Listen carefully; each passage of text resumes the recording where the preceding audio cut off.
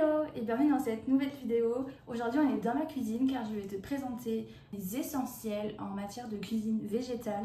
Tous les petits trucs qui font que c'est plus facile pour moi de végétaliser mon assiette tout en ayant les apports dont j'ai besoin. Donc je te montre ça tout de suite, ça va être divisé en 4 catégories. On va d'abord parler des protéines, bien évidemment, puisque c'est le sujet qui inquiète souvent les omnivores quand ils essayent de végétaliser leur assiette. Et à juste titre, parce que les protéines c'est vraiment très important pour notre corps, pour le cerveau, etc. et pour l'ensemble de nos organes. Ensuite, je te présenterai mes oléagineux, vraiment mes essentiels, les classiques et ceux qui sont vraiment utiles à avoir sous la main dans sa cuisine. On passera également aux légumineuses qui sont souvent pas assez intégrées dans la cuisine générale, on y reviendra. Et enfin, je te présenterai tout ce qui est la catégorie des céréales, voilà, pour essayer de varier et de diversifier au maximum ton alimentation. En termes de protéines, voici mes sources majeures de protéines quand je cuisine des recettes végétariennes et végétaliennes. Nous avons le tempeh qui est à base de soja. On en trouve également pas mal à base de pois chiches, donc c'est aussi très intéressant. C'est quelque chose qui est vraiment très protéiné. Par exemple, celui à base de soja, on est à 19 grammes de protéines par 100 grammes. Donc c'est vraiment super intéressant comme aliment. Évidemment, il y a le tofu. Donc là, j'en ai pas sous la main, je vais pas pouvoir t'en montrer. Mais de manière générale, si tu me suis depuis un petit temps, tu sais que moi je suis fan du tofu traditionnel qu'on trouve en épicerie asiatique. Donc c'est vraiment le tofu qui pour moi a la meilleure texture. Et en plus, c'est le moins cher. C'est le meilleur rapport qualité-prix. Sont souvent vendus en format de 500 grammes pour 2,30 € à peu près. Donc c'est vraiment hyper économique, mais évidemment si tu es dans une ville où les épiceries asiatiques sont difficiles à trouver, ou même si tu préfères commander en ligne ou etc., je te conseille vivement les tofu Typhoon. Voilà, ils sont très très connus. Je te mets des petites images pour te rappeler à quoi ils ressemblent. Mais voilà, c'est vraiment les tofu for beginners. Ils sont souvent aromatisés, ce qui va forcément améliorer un peu le goût, ce qui va assaisonner en fait le tofu. C'est Typhoon qui va le faire dans l'entreprise où sont fabriqués les tofu. Et franchement, c'est succulent, c'est vraiment les meilleurs tofu quand tu veux commencer. C'est vrai que le tofu traditionnel, ce sera peut-être un peu trop rude de se lancer dans le tofu avec cet aliment parce qu'il faut vraiment l'assaisonner toi-même, etc.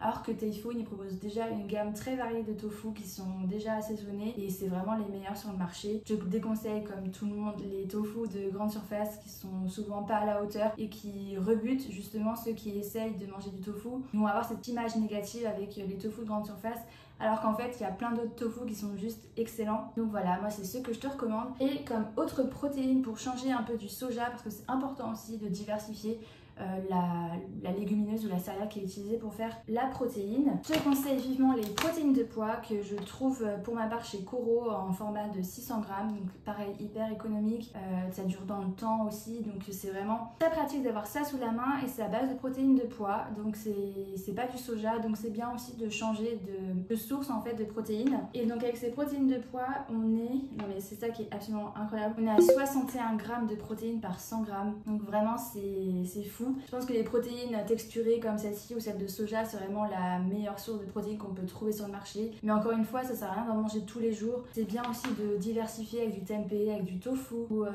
aussi avec du seitan. Voilà, peut-être qu'un jour je te ferai ma recette de seitan lavé. Mais pour l'instant, j'y arrive pas trop. Moi, j'utilise la recette de mûre et noisette sur YouTube et à chaque fois, je suis un peu déçue du résultat. J'arrive pas à une texture comme la sienne. Donc vraiment, j'ai pas encore le coup de main, donc je suis pas encore hyper à l'aise de te présenter cette option. Et ça aussi, c'est vraiment très intéressant.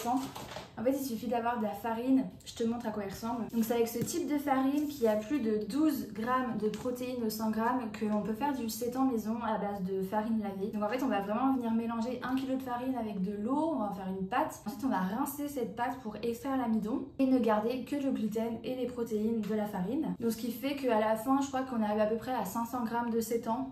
Voilà, comme on réduit forcément beaucoup la farine et après on va le faire cuire au bouillon, etc. Donc c'est un peu chronophage à faire, c'est vraiment un coup de main à prendre et une habitude à prendre que moi j'ai pas encore instauré dans mon quotidien, je t'avoue. Mais voilà, je sais que j'en ai toujours, j'ai toujours de la farine à plus de 12 grammes de protéines pour le jour où j'ai envie d'en faire. En plus ça se congèle super bien, donc c'est vraiment très pratique d'avoir ça sous la main. Mais c'est pas pour les débutants, voilà, je vous conseille plutôt les tofu, le tempeh, les protéines qui sont beaucoup plus faciles à cuisiner au quotidien. Donc après les protéines, on va passer aux oléagineux et là tu vas voir que j'ai une gamme assez variée. Déjà, j'aime bien avoir des oléagineux bruts sous la main.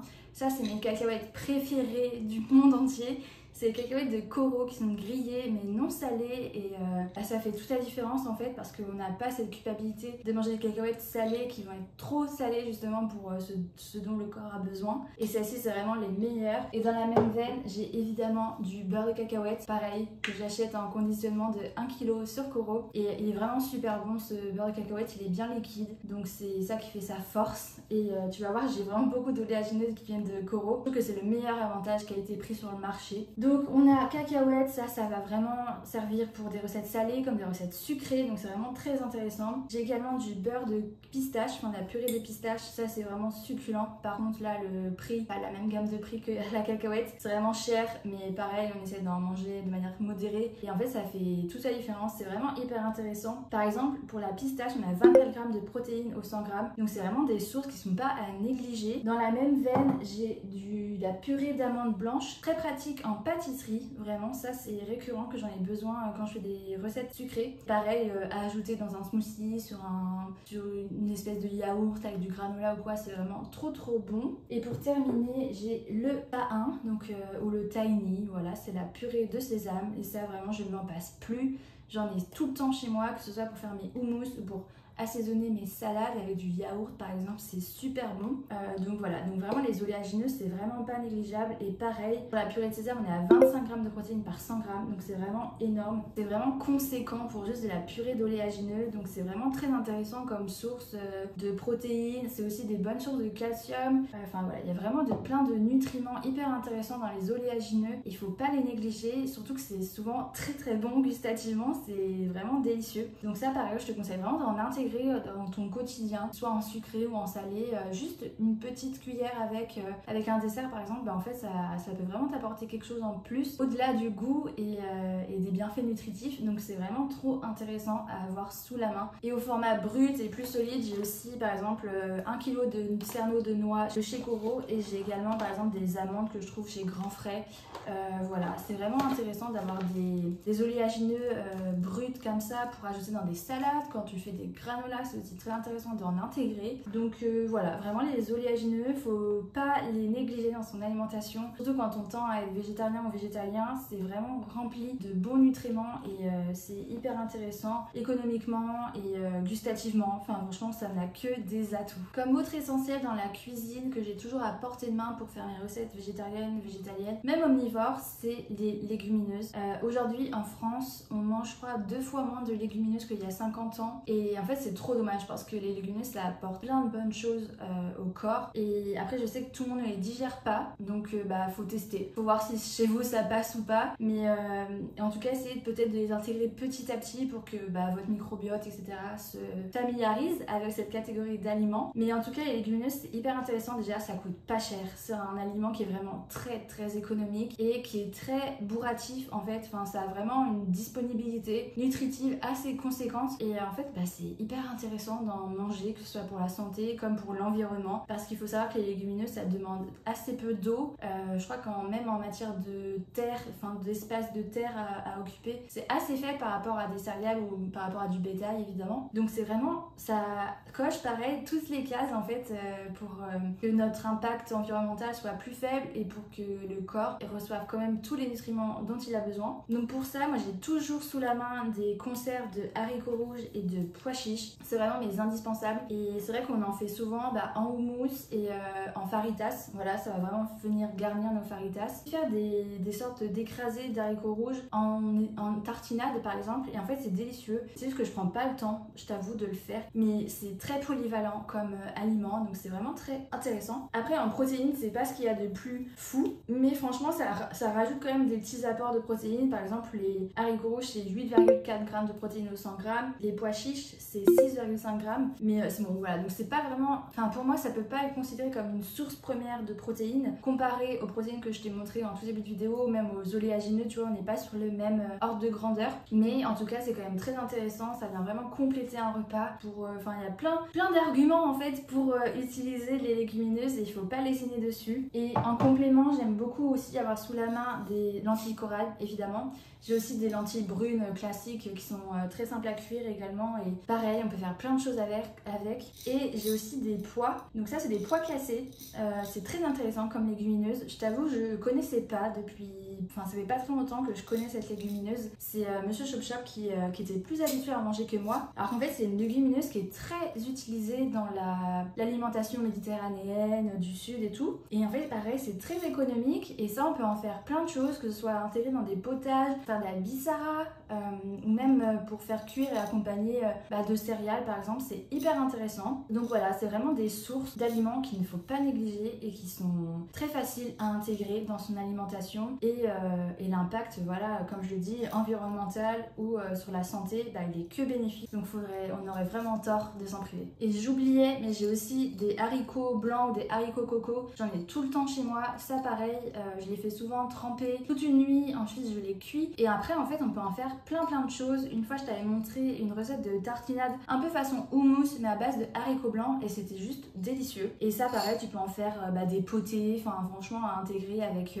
des plats en sauce, c'est vraiment succulent et c'est trop bien, c'est trop économique, c'est trop efficace, c'est vraiment comment on dit, roboratif. Oui je crois que c'est ça qu'on dit quand quelque chose vient vraiment combler ton appétit, voilà je crois que c'est roboratif le terme. Et pareil c'est hyper roboratif, c'est très satisfaisant à manger en plus. Enfin franchement, on aurait vraiment tort de s'en priver. Nous pareil, les haricots blancs, n'hésite pas à y penser, c'est super comme légumineuse. Et on passe à la dernière catégorie d'aliments qui je trouve est un peu sous-cotée et qui mériterait d'être plus connue et davantage ingérée par les Français, ce sont les céréales. C'est vrai qu'en France, même tous les pays occidentaux, on associe souvent les céréales au blé et au riz, mais en fait il en existe bien plus et il y en a qui sont vraiment très intéressantes. Pareil que les légumineuses, c'est souvent très économique et encore une fois c'est souvent des ressources qui ont moins besoin d'eau ou de transport que le riz par exemple, donc c'est très important d'y penser. Et donc pour ça on a par exemple le boulgour et le quinoa. Je sais que c'est un peu la risée des omnivores, le boulgour et le quinoa. On a un peu l'impression que c'est l'alimentation de base des végétariens et des végétaliens surtout. Voilà, c'est un peu le fil rouge des blagues sur les véganes et tout. Mais en fait, c'est très intéressant comme céréale et c'est trop dommage de s'en priver parce que ça change en fait du blé ou du riz et c'est vraiment bon en fait gustativement. Enfin voilà, faut juste essayer et tenter et c'est comme les pâtes etc. Faut les assaisonner, faut préparer quelque chose avec pour que ce soit goûtu. Donc voilà, le quinoa, le boulgour, je pense que tu les connais, mais en fait faut pas les dénigrer parce que c'est très utile et le corps il a besoin en fait de diversité et c'est toujours mieux de lui proposer autre chose que tout le temps des pâtes ou tout le temps du riz. Même si moi-même, la première, j'ai pas le réflexe de toujours sortir mon quinoa ou mon boulgour pour me faire à manger, mais faut vraiment que j'essaie de les réintégrer plus régulièrement dans mon alimentation parce que c'est trop bien comme céréales. Et aussi, on a la semoule qui est trop intéressante à intégrer dans son alimentation. Pareil, c'est en plus d'une facilité sans nom à cuisiner. Il suffit de mettre le même volume d'eau que le volume de semoule et de l'eau bouillante et c'est prêt en 5 minutes, donc c'est incroyable. Et ça voilà, avec une conserve de légumes par exemple, de couscous, en fait ça te fait un repas et t'as juste à compléter ça d'une source de protéines comme des chipots végétales ou des merguez végétales ou des merguez de viande si tu es omnivore, et ça te fait un repas hyper complet en fait. Donc c'est vraiment trop bien la semoule. Pareil en salade l'été, c'est incroyable, froid c'est vraiment trop bon. Et il y a aussi la polenta. La polenta c'est trop bien, pareil c'est tellement économique et roboratif. Voilà, c'est hyper complet et ça a juste à mettre du liquide en fait à chauffer. Tu verses ta polenta dedans avec du lait. Moi je mélange souvent du lait et de l'eau pour que ça soit un peu plus léger que juste du lait, mais franchement avec du lait c'est encore plus crémeux, c'est très bien aussi. Mais l'eau c'est encore plus économique et franchement c'est trop bien de faire de la polenta. Ça va avec plein de choses, avec des champignons, avec des poireaux, enfin franchement ça va avec tout, c'est trop bon. Donc je te conseille pareil de t'en rappeler pour tes prochains repas. Et ma petite botte magique aussi, c'est la farine de pois chiches. Ça c'est incroyable. Je t'ai déjà proposé des recettes de pancakes salés avec la farine de pois chiches et vraiment c'est trop bon. J'en ai tout le temps dans les placards. J'en utilise pas forcément toutes les semaines, mais en fait une fois par mois à peu près je me fais des pancakes salés et c'est juste trop bien. Et pareil encore une fois ça change de la farine de blé. Désolée, il y a mon chat qui mange, tu dois l'entendre. Mais j'ai que ce créneau pour filmer, donc c'est vraiment sous-coté et ça coûte un peu cher je crois, mais franchement c'est des paquets de 500 grammes et moi tu vois j'utilise 100 grammes à peu près pour faire une douzaine de pancakes, donc c'est hyper économique. Et en termes de protéines, on a 20 grammes de protéines, donc pareil, c'est trop intéressant et voilà, ça varie vraiment du blé. Il y a aussi évidemment l'avoine dont j'ai pas pris là d'exemple, mais c'est vrai que l'avoine c'est aussi une très bonne céréale que tu peux intégrer dans ta vie de tous les jours. Voilà, après je pense que l'avoine est quand même plus connue du grand public avec tous les porridge qu'on peut voir ou les granolas, etc. Et vraiment l'avoine, faut pas hésiter aussi, ça n'a pas besoin de beaucoup d'eau, c'est vraiment une ressource qui détériore pas les terres en fait. Par rapport au bétail, voilà. J'espère que cette vidéo t'a plu, ce petit tour d'horizon de mes essentiels en cuisine t'aura plu. Aussi, c'est vrai, j'aurais pu parler des épices, voilà, parce qu'en cuisine végétarienne ou végétalienne et même en cuisine omnivore, les épices c'est hyper important pour donner du goût et de la saveur aux aliments. Donc faut pas lésiner là-dessus, c'est tellement bon les épices, c'est incroyable d'avoir ça de disponible sur terre pour agrémenter tous les plats et se faire plaisir en mangeant. Donc voilà, c'était les 4 grandes catégories, les 4 grandes familles que je voulais te présenter aujourd'hui en vidéo pour que tu puisses toi aussi peut-être ouvrir un peu ton champ de vision et ton champ des possibles en alimentation et en cuisine. Voilà, moi c'est vrai que la cuisine je trouve ça fascinant, on a toujours des choses à apprendre et à découvrir et en plus souvent c'est très bon, donc c'est beaucoup de plaisir à la fin. Voilà, donc j'espère que ça t'aura donné de l'inspiration et peut-être que je profiterai de faire une autre vidéo un peu plus tard avec voilà, des recettes qui reprennent les aliments que je t'ai présentés aujourd'hui. Mais tu peux déjà en retrouver sur ma chaîne dans d'autres vidéos où j'utilise déjà ces produits. Donc voilà, j'espère que ça t'a plu et moi je te dis à dimanche prochain. Salut!